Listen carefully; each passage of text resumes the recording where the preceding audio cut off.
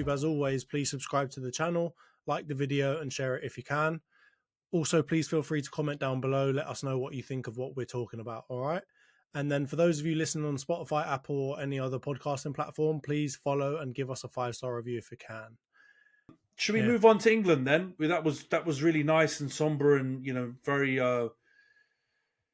very level-headed, and now we can descend into the toxicity that is England at Euro 2024. I'm ready for it, mate. I was absolutely steaming yesterday, so let's get into this, man. We got 2 games to cover, because obviously the way that this bloody Euro, I know a lot of people have said Euro. I'm hearing 2 things, John, so I want to get your opinion on this in a minute. Some people are saying this Euros is fantastic, love it, amazing, one of the best tournaments ever. Some people are saying the quality is on the floor and that a lot of teams are rubbish. I actually think the answers, the truth is somewhere in the middle. Like, I think the top teams have been pretty disappointing, and I think the quality that they've shown has been pretty much the latter of what I said. But I think some of the smaller, lesser known or less fancied nations have been great watching.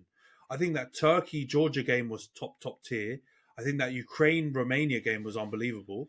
And I think a bunch of the games with those nations involved were really, really entertaining.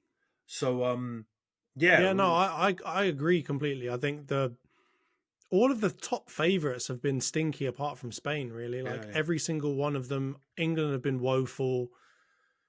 I shouldn't say that, because Germany have also been really good. So I'll say Germany and Spain been good. England, France, Portugal, all have stank it up.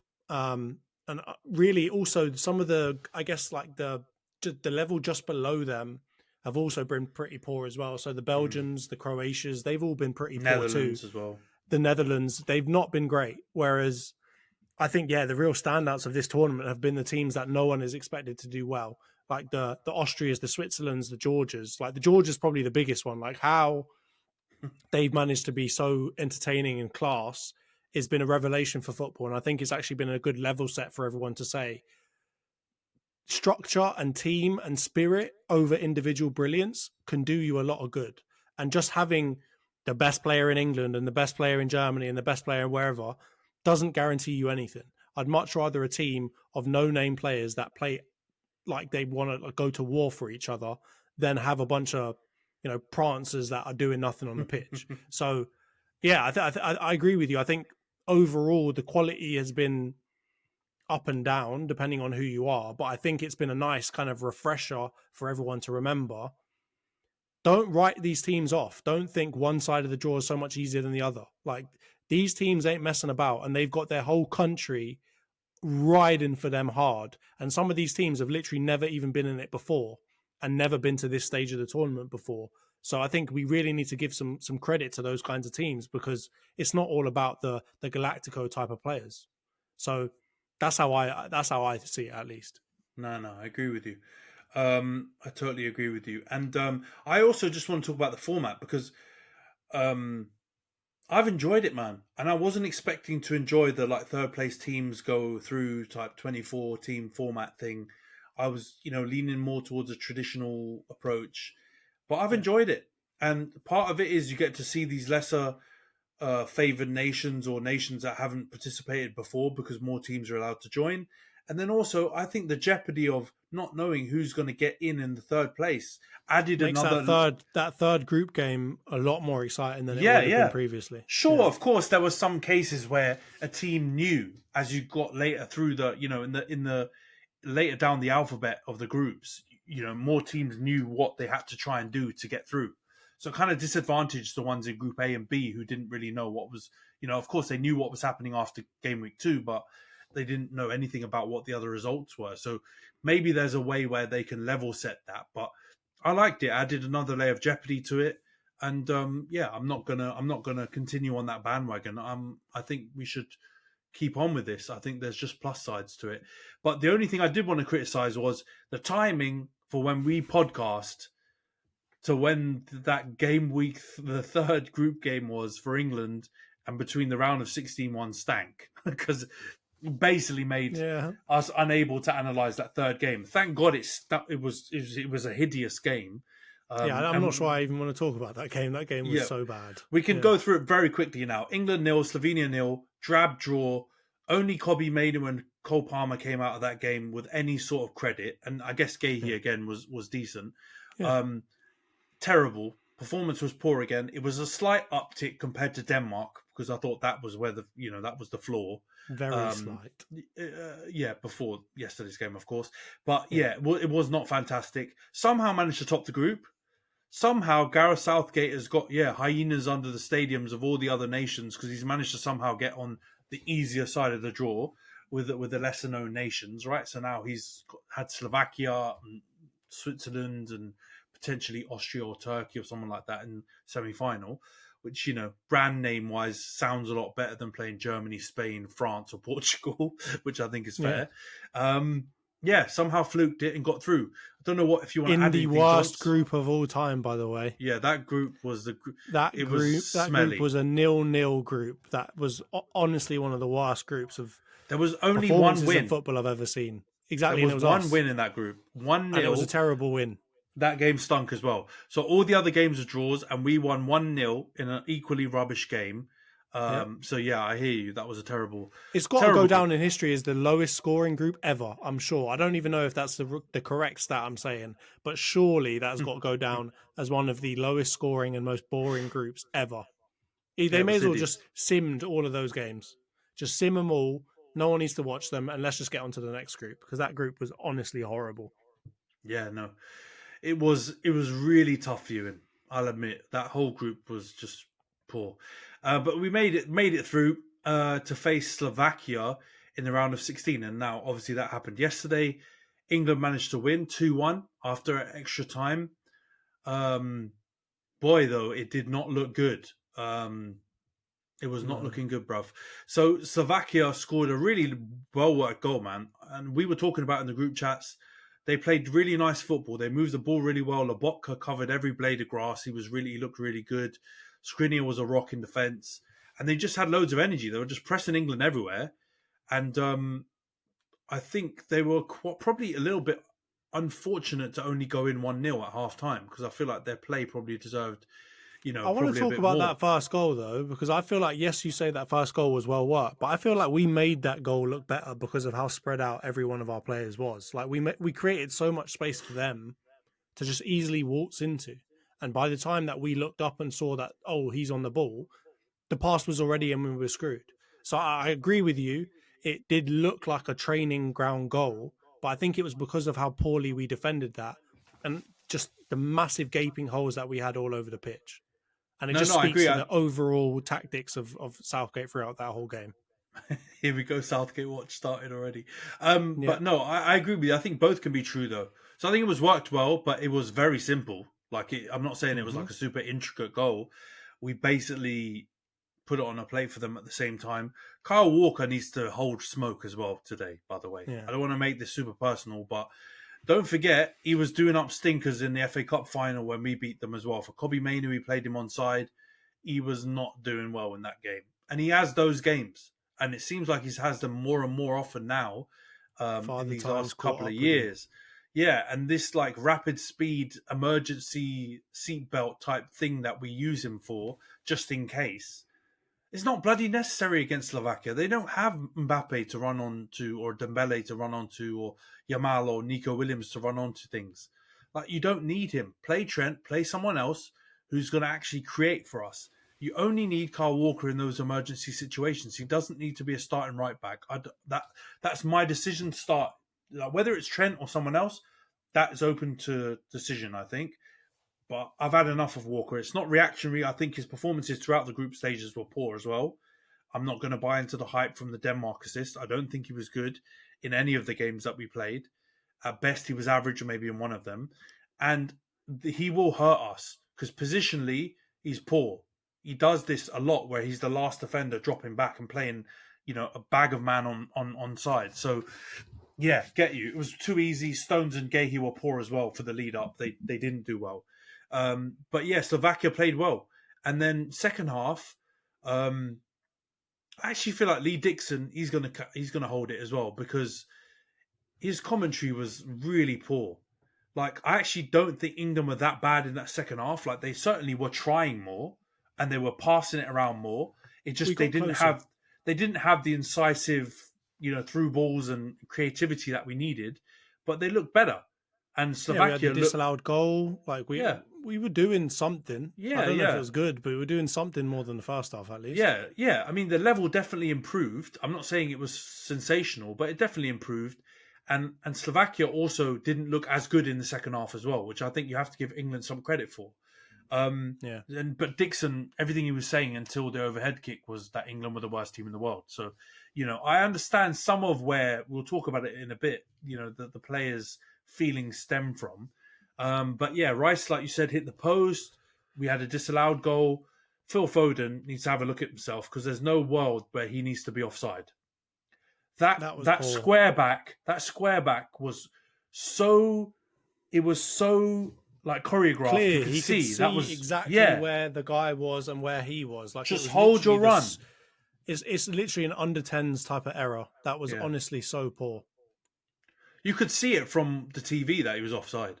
Like I was Yeah. shocked that the lino didn't call it at the time, but I get it. They've been told not, to wait or whatever.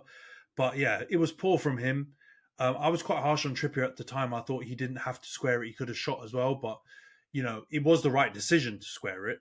Actually, when you think about it, you need to give someone else who's in a better position the chance to score. It's just a shame. I guess he could have maybe seen that Foden was offside and done something else. But you got to lay more blame on Foden, who, by the way, again, he had an all-time Stinker. stinky performance. He should have been hooked way earlier. Again, And as we'll get soon to as we did Southgate. hook him, what happened? We Exactly. scored. Exactly. He's still walking around the pitch coming off and we scored. That was how quick it was, the instant impact. But yeah, then Bellingham scores with pretty much the last kick of the game. I think we're in the 94th plus What a minute. kick it was. And there's been a lot made about this as well because it was kind of like Bolton, Tony Pulis type football. What Long he did throw that from throw Kyle in, mate. Walker. Gahey wins the flick on, and Bellingham does a scissor kick to win it. Like sensational finish, but the way we got there was some real Route One stuff. But then I was saying it, and I think we were saying it in the group. You knew England were going to win after that. The way Yeah. Slovakia had set up was to hold that nil, and that was it. They made all their subs. They did everything tactically to tweak it to get that clean sheet. And as soon as it was gone, they'd used all their subs. They were done. England had about 4 forwards on. It was inevitable. And yeah, Kane scores with basically the first kick of extra time off Off an of an Ivan Toney flick on. unbelievable Tony assist, yeah. Yeah, yeah, really good thinking by him. Who he deserves a shout out as well. He had a really good cameo. I thought he was really, really, really handy, and it's good to see him, be able to perform like that off the bench because I think we'll need it again in the tournament, whether it's against Switzerland or someone else. You'll need what did Southgate say he calls them? Game changers or something tacky? He said he calls his subs. So yeah, England get the lead, and as is always the case when England get the lead, on comes Gallagher, on comes another defender, Konza, I think it was. 2 banks of 4, 2 banks of 5, sorry, and you sit behind the ball, you see it out. So England get the win. Now, there's been a lot of discourse around this stuff. Obviously, the performance wasn't great, but there's a lot of people saying now that England was super lucky to get that win. Do you agree with that, or do you think people are just, again, going a bit too far with the negativity? I think we are lucky to get the win, but I don't think it changes anything, right? We got the win in the end, and that's all that really matters, right? Like at the end of the day, we played poorly and we ended up winning. I think Roy Keane put it really well in kind of his last speech before the broadcast finished. Some of the happiest times you have as a player is when you really play poorly and you end up getting a big win. So I think, yes, we were lucky, but at the same time, what does it matter? We're through to the next round. Yeah. I mean, I don't know if I think lucky, not to get into, the English language word police, but I don't know if lucky is the right word. I think we didn't, like you said, it was unconvincing because I don't think you can call that Bellingham goal lucky. There's No. nothing lucky about it. Like you said, it was Route 1, sure. It's not the most pretty football to get there, but it was very choreographed and man did a scissor It wasn't a kick. deflection or something. Yeah, Yeah, like he did a scissor kick. he earned that goal. And That's I pure think the skill. second goal, we also earned it too. It's not like it was a complete, deflection or whatever else. So I agree with you. I don't think it's the right word to call it lucky. It's just really, really risky. The things that we did were very risky, and the fact that we came out of that game unscathed is a very low probability event. I think if you were to play 94 minutes again and losing 1-0 those whole 94 minutes, nine times out of 10 or more, you lose that game.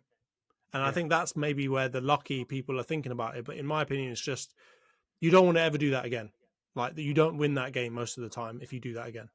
Yeah, it's not sustainable, and it's not a route to victory, which I think is Yeah. pretty key in this knockout football. I get it. You got to get wins, whatever any means necessary. You get wins, but I don't know if you can continually do this. It's not repeatable. I think many times. I think we and not to bring it to United again, but we had this. Remember, everyone was saying you can't keep winning this way. You're fortunate to win. It's lucky. It's lucky. It's lucky. While I don't agree it was lucky, it's just not sustainable to play in that Same way. thing for Liverpool as well. Yeah. It's not Couldn't keep doing sustainable. that all True, season. Liverpool were doing that too, but they're constantly going behind and then coming back. It was less. I think with them, it was less a style of play thing. It was just like an application thing where it seemed like they weren't applying themselves until they went, behind. Whereas with us, it's just a fly by the seat of your pants, rely on individual moments of brilliance all the time. Yeah. And we've got Man U have got less game winners, Individual match brilliance. winners Yeah. than England do. So Yeah. maybe that's what Southgate thinks. I've got all these world stars; they're going to keep pulling me out the mud. But I tell you what, you don't want to go down to the 94th, 95th minute every game. And as an England fan, and all of us don't want to do that either because our heart rates are going to go through the roof. But Yeah. let's get on to the post match then, because I feel like we've covered the game pretty much as you can without cussing everyone out. And I don't want to be one of those people, in that media space who are super, super negative. England won, well done. That's the job they got done, and you got to move on to the next. But what do you make of Bellingham's comments? Our post match, because he was pretty bullish. I think he talked about the noise, the negativity, people talking rubbish. What do you make of it all? Because it just He ain't feels like wrong. this English players versus the media feud is going to keep going until we either win or get knocked out. Yeah, I mean, the media ain't going to stop talking. So, of course, there's never going to be silence, right? I said it to you the other day. I'm sick of listening to people talk about England, right? We're listening to a broadcast of Spain against Georgia, and I'm hearing them talk about England again. I don't want to hear it. We just had 2 hours plus of talking about England, right? We don't have to bring it back to England every single minute of the day. And, Lineker's doing this saltiness where he keeps bringing it up every 5 seconds with all these new guests that he has on it. Oh, they say it too. Oh, he says it too. It's not just us. It doesn't matter if it's not just us. Shut up and just watch the game, man. Stop talking about them and leave them alone, right? I know that England are not. They're kind of inviting on some of this negativity because of how poor they are. But at the end of the day, it's not helping them at all. And if you truly want them to win, if you truly want them to be, the golden generation, just give them a break, right? Like, be concise and say whatever criticism you need to say, and then let's move on, because it doesn't help to just keep droning on the same nonsense every single time. I wish everyone would talk a little bit less, be a bit more like Roy Keane, and think about what they say it once, and then move on. We don't need to keep on saying it 5 times every single broadcast, because it's not. As much as Bellingham and all them lot might try not to, if it's happening 100 times every single day, how do you miss and avoid 100 times of negativity every single day? It's not possible. Say it once and move on. So I think from Bellingham's point of view, he's well within his rights to come out and say that. He's just scored an overhead kick to save England from going out in the round of 16 in the Euros. Say what you want, mate. You've clearly got a massive pair of bollocks on you, and you actually deliver when you need to deliver, even though you've had a poor game. So at this point, everyone can shut up and just let him say what he needs to say, because he could end up being one of the best English players of all time. And if you lot would just shut up and watch him and enjoy what he's doing, you might have a better time of it. Yeah, no, I hear you. Yeah, I get what you're saying completely, and I feel like I don't want to dismiss what the other pundits have achieved, but I would say looking at the panel, including maybe Rio Ferdinand or Cesc across the different broadcasters, Roy Keane is probably the most decorated person on that panel, along with those guys, maybe. And maybe actually he's more decorated than Rio because I was at United for longer and he may have won a few more club stuff than Cesc, certainly not the World Cup or anything like that. But when he says, all right, England didn't play amazing, but it's about getting results, and talking about the benefits for the unity of the team and for the togetherness and the belief to get through tough moments together, I might say you want to have a listen to what he's saying and actually try and process what he's saying, rather than going by what is the popular opinion in this new fan world that football has to be pretty and we have to tiki-taka and there's only one way of playing. Because I'm telling you right now, if England win the World Cup and it's playing football the way that they are, but they're getting these moments and Harry Kane and Bellingham are stepping up and all these Saka's stepping up and we win it, these guys will be on their hands and knees begging them and kissing their arms and crying over them like they hadn't said any of this stuff, criticising the way that they're playing. Because that's how reactionary they are, and that's how they lack like an independent mind of their own. Instead of just concentrating on how people play football, maybe think about what the goal of football is. And when all of your most decorated, winningest people on the panels are saying that, they're all singing from the same hymn sheet, then maybe you need to have a look at yourself and think and analyse why you're concentrating purely on the performance, the style of play and all this rubbish.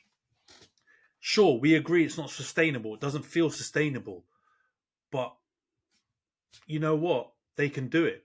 They've got enough match winners. That's why I mentioned it earlier. They have got all of these players. This is what their argument was. Best player in Spain, best player in England, best player in Germany. What do you think these best players do? They turn up in big moments. And ultimately, the team that wins this is going to have their big players turn up the most. And so far, do you know who scored for England, Johns? Bellingham is the only player I'm imagining. No, but there's only two players. Bellingham's got two and Kane's got two. Bellingham's got one winner and Kane's got one winner.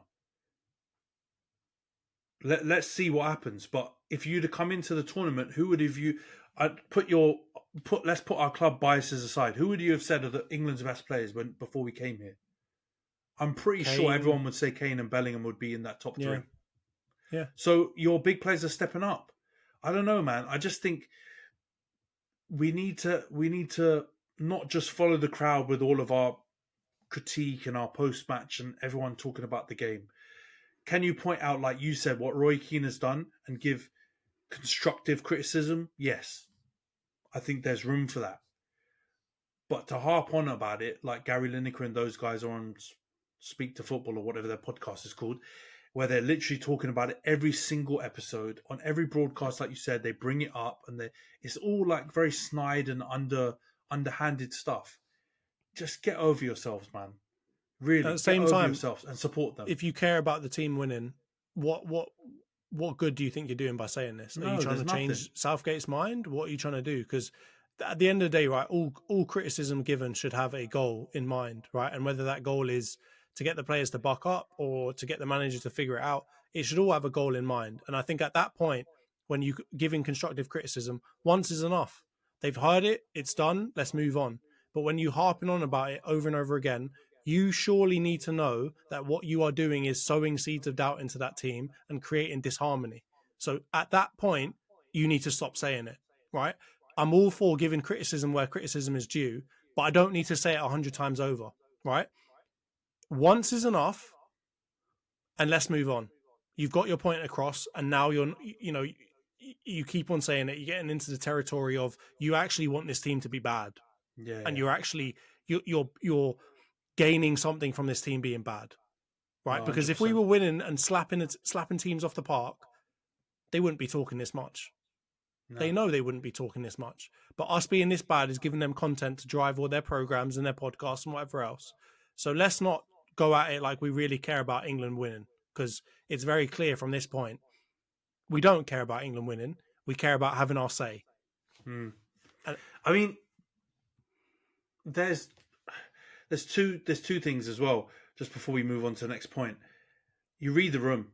So, like you said, after you've said it once or twice, read the room. You don't need to beat a dead horse. They're getting it. Like you said, there's a million different content creators all saying the same thing now. You've done your piece. You've had your say. Move on. They've literally come out and acknowledged it as well. And now, the second point I was going to make, 2 or 3 of them have come out into the press and acknowledged that they've heard some of these comments, called out particular people, and shown a negative reaction to it. What you do, like you said, if you really care about the team, is you don't double down on it. You pull back and you find a way to engage with them that's going to like foster a positive reaction from them and support them. And that's not what's happened. And so, you lean towards the cynical view that they're trying to do it for their own benefit. And it stinks. Get behind the team. It could be worse. You know, there are a lot of teams Italy's gone out already. Belgium have gone out already. There are a lot of favoured nations that have struggled in this Euros even more than England. So let's try and focus on the positives, and who knows? It can only go up from here. And maybe that Bellingham moment and that Slovakia win will be the game changer for the team and propel them into better things. So. Let's get into the last talking point then quickly, because the other big thing, and I was shocked at this, so I want to get your point of view on it. A lot of Arsenal fans were going bonkers on Ian Wright for saying Saka should play left back or could play left back, right? I think he offered it as an option. I don't think he was definitive in saying Saka needs to play left back. But anyway, Arsenal fans went berserk on him, which is wild because he's like one of your biggest legends. And then, it happened to happen during the game yesterday when England were going for it. Palmer came in at right wing and Saka played at left back. Do you think this is something to go forward with and replicate again? Or do you think this was just a one-off situation in a game like that when you're going for it, where you try it? What's your take? I think it was a one-off situation where you just go for it. But I do think that Ian Wright's comments have been heard by Southgate. And I think I'm not in the crowd of the Arsenal fans that were going absolutely berserk when he first suggested it, because at the end of the day, it was a suggestion. And you never think the manager's actually going to go and do it, right? Like it wasn't a crazy suggestion, but it definitely wasn't like on top of mind for everyone, right? Like it's not something I think the manager was really even thinking about until Ian Wright said it. So I think that just plays into the point that people are listening to what they are saying. So I wasn't in that crowd, but I will say I wasn't a major fan of the idea of it. And the main idea for that is that would be fine if Saka was historically not very effective in that position at right wing, right? But Saka has literally been voted on multiple years now as England's best player, right? Not only that, he's also shown up. Well, I mean, you say that, but at the end of the day, you've just called out Kane and Bellingham, who are supposed to be our best players, alongside of Kyle Walker and all these other players who are supposed to be some of the most experienced players we've got. They're also players that are highly decorated in the sport, have won many things. And yet we're talking about a guy that's literally come into the team as a youngster, is carrying his team by his socks, literally by himself for multiple years. And we're now saying that he, despite being one of our best players in multiple tournaments now, should not play in his main position where he's the most effective for our team. I said the stat to you before, right? There's only 3 players that I think coming into this tournament had scored more than like 4 goals. And that was Saka, Foden and Kane, right? Why are we talking about Saka going at left back just to get Palmer into the team when Palmer also can play in a central position and he also could play on the left, where Foden has been completely ineffective over the last 4 games that we've watched, right? So that was my point, and it's kind of in the same area that a lot of Liverpool fans have been going with the Trent thing, which is, why are you talking only about Trent as if he is the main reason for this team being terrible? So that's my perspective, right? When I first heard it, I didn't like the idea of it, because I think Saka does a lot more damage, and we've seen in the first 3 games and now in the game yesterday, he caused loads of problems. And I know it's not silky, sexy football to watch him do it, but he causes problems over and over again. He gets people on yellow cards. He gets past people. He gets balls into the box. He gets balls onto the edge of the box. Yesterday, within the first 10 minutes, he got a ball to Bellingham. Had Bellingham been a bit smarter about it, could have scored.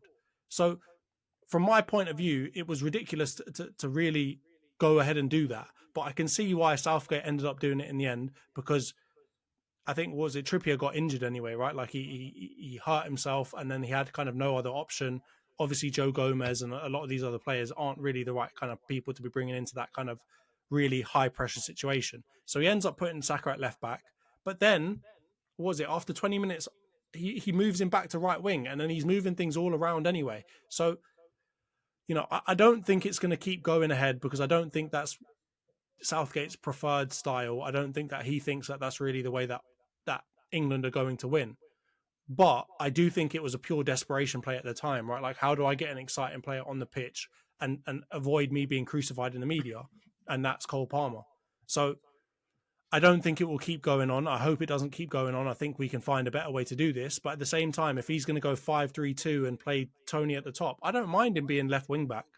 I really don't mind Saka. It's not a pride thing. I've seen a lot of tribalism, people saying, oh, you just don't want Saka to play left back because he's your star boy, and, you don't want to embarrass your player like that. No, it's got nothing to do with that. It's the fact that he's one of our most effective, if not most effective attacker, and has proven it over the last 2-3 tournaments that he can be the most effective attacker in his natural position, which is right wing, right? If he was useless like Foden, I'd say get him off the pitch, let alone put him left back.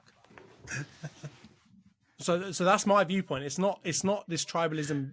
I don't care if he's on the pitch. I think he's great, but if you're going to take him out of his right wing position, you better have a really good reason why you're doing that.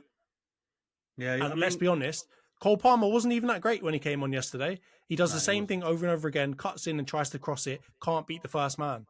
So I don't want to hear this like Cole Palmer is the best player ever. He's the best thing since sliced bread. Nah, mate, he's like the rest of them. You put him in a crap system and he ain't going to work either. Yeah. I mean, I don't think it is. I mean, there are some Arsenal fans who were losing it because of tribalism, for sure. Like, I mean, there would be too, if it was United fans or Liverpool fans as well, with the Trent thing. I get it. You have to back your man, especially when it feels like the narrative around it is unfair.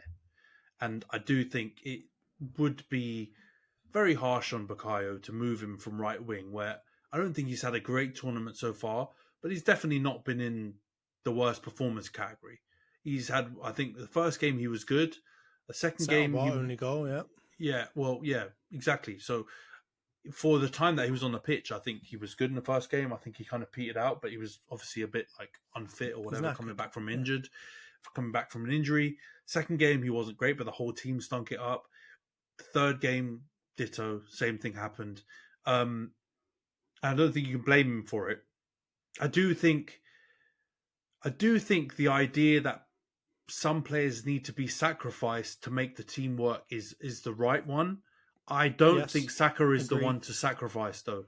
So while I think it's not crazy to put him left back, and in certain game states, I would do it, like the one yesterday. I think it made sense because not only was Trippier injured, and you could have put Joe Gomez there, and they would have if they were winning, but they were losing, and they had 15 minutes left to go. So you have to do something, and so I think it makes sense, and I would expect to see him do it again if we're in that scenario. But I don't think it's a situation where Saka needs to be sacrificed from the start at left back, because I'm 100% certain now that Phil Foden should not start another game in this Euros. He absolutely should not start another game in this Euros. He's been poor now for 4 games.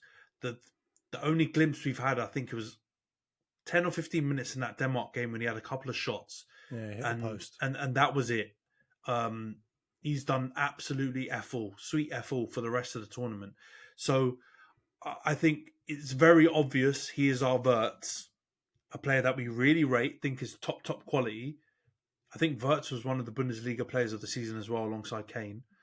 But we've worked out that this doesn't work. Yeah. I don't know what the answer is as well. I'm not some oracle. Like, we can all give our opinions. I don't know what the answer is once you take Foden out, but I'm almost certain that is what needs to happen. Keep Saka on the right, either chuck Gordon, Palmer, or someone else on the left, and that's the way to go. Uh, it's not going to work. It's been proven now for 4 games, and we can't continue that experiment any further. And it's unfair too, because if you're rating Trent so highly, I will back the Scousers right on this one. I don't think Trent worked in midfield. I don't think he was diabolical, like some people were saying, but I don't think it worked. You've abandoned that after 1 game. Or was it 2? Did he play the second game? Yeah, 2 games. He played second game, yeah. Or he played half of the second game or whatever. They hooked him early, didn't they? Hooked, So you've abandoned that, but you're not willing to abandon Foden in left wing when it's clearly not working. When he spends 99% of his team, not 99% of the match, not on the left wing. Exactly, he's hugging Bellingham's hand at Cam for the whole match and offering no width. Come on, man. Like, I don't want to pile in on Southgate as much as is needed, but this is where he's gonna hold corn, because it's so obvious. Even laymen like you and me can spot this and go, "What the hell is going on? We need to change something there."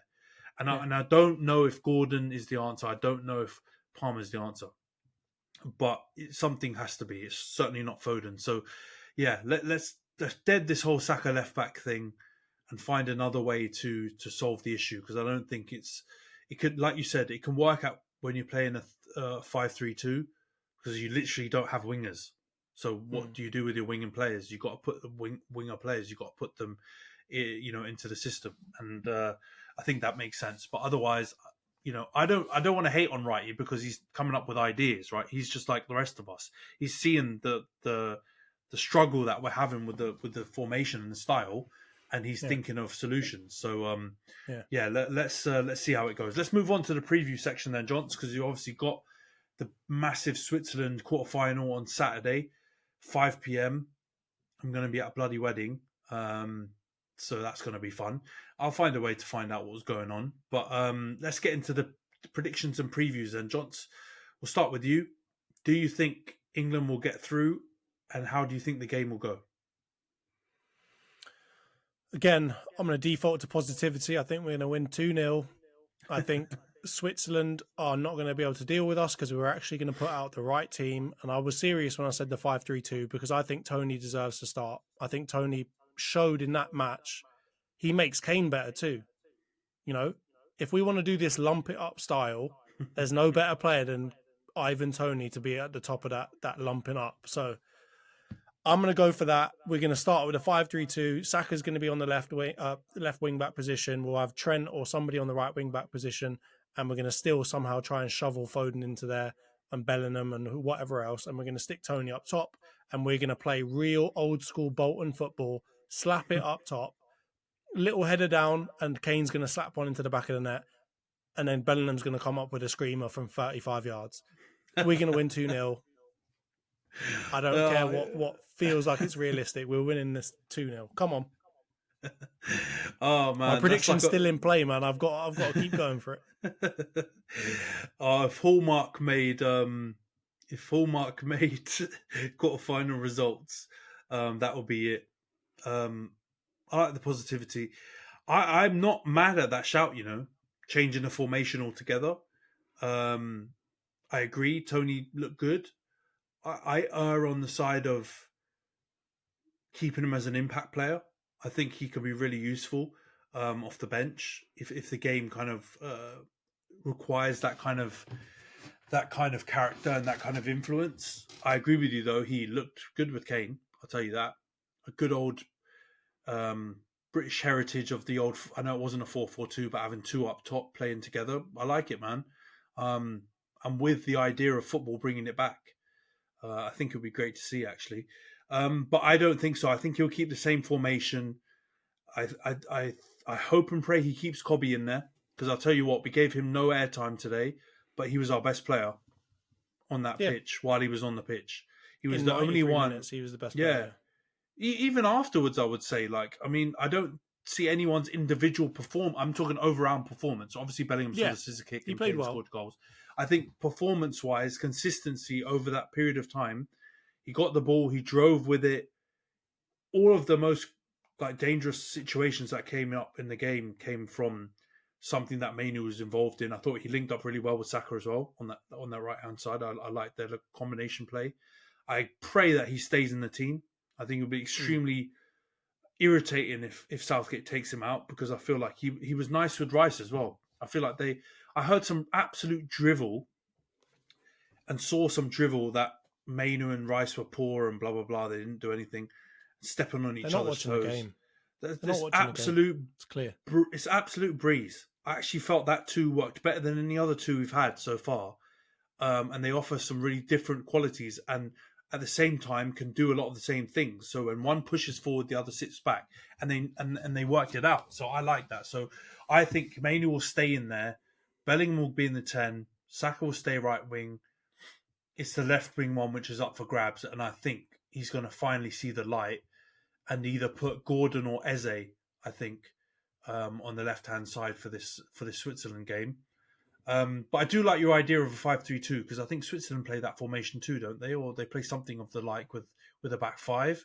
So matching up, we're going to need them, something to go against Akanji, mate, because Akanji ain't messing about. We're going to need some serious firepower up there, and I think Ivan Toney is the man that's got old Akanji's number. Yeah, I mean they're two handfuls. Pause. Kane and Tony, that's hard. That's giving Cher problems as well, mate. Yeah, Cher, Rodriguez on the left hand side. I think they can get at him. He's not massive, and I think you could beat him aerially and stuff. So I think there's a route to winning. But I don't think Southgate's going to go that drastic for that. I think he's going to stick with a 4-3-3, and hoping that the personnel changes, again, reiterating what I said in the previews. If you get the personnel right, I think England can beat Switzerland. But I think it's going to be a slog. I don't see a world in which Switzerland don't score. So I feel like I'm just a broken record, and I keep saying England 2-1, but it was true in the last game. I didn't predict extra time, but we'll leave that part out. But yeah, I think England are going to win 2-1, and I expect Kane to get on the score sheet again. But yeah, I don't know if Jude will score a screamer, but I wouldn't be surprised if he turned up, Lampard settings onto a late run into the box to score a cross or something like that and get us to win. But yeah, I'm going to be on the positivity train as well. So I'm going to say England win 2-1 and march on to the semi-finals, where I don't think they'll play Netherlands. I'm going to call it now. I don't think Netherlands will get through either Austria or Turkey. I think if they play either or, they lose. So it's likely that we'll probably play Austria or Turkey in the semis. And I'll be honest, they both play really nice football. We can beat them both, but England can beat them both.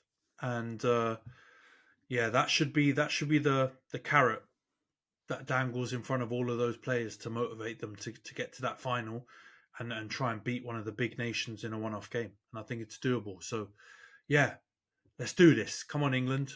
Let's get the win against Switzerland and keep marching on and keep sticking it to all the pundits that are waffling out their arse. All right, John. Yeah. So I think we've got to be at the end of the pod. It's late now. Yeah. We've broken over into Tuesday in terms of our recording, so we'll wrap it up here. So good pod though. Let's fight against the media and support the team. So come on, England. All right. Cheers, mate. Cheers, everyone. Cheers, guys.